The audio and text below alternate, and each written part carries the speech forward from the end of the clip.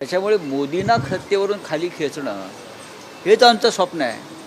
आणि ह्या स्वप्नाला जर मोदी हातभार लावणार असतील, स्वतः पायउतार होणार असतील, त्यामुळे त्यांचं स्वागत करू.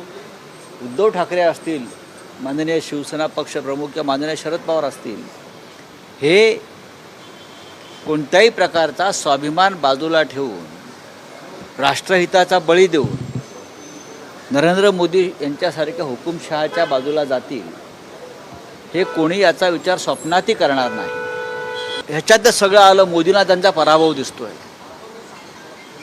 मोदी हा एक लटकता आत्मा आहे, इकडे तिकडे लटकत फिरतो आहे. आणि या लटकता आत्म्याबरोबर आमचे या महाराष्ट्राचे पवित्र आत्मे कधी जाणार नाहीत, बरं का.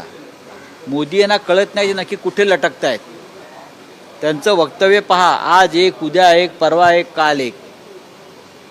मोदी ह्यांची प्रकृती बरी नसावी असं मला सारखं वाटतं.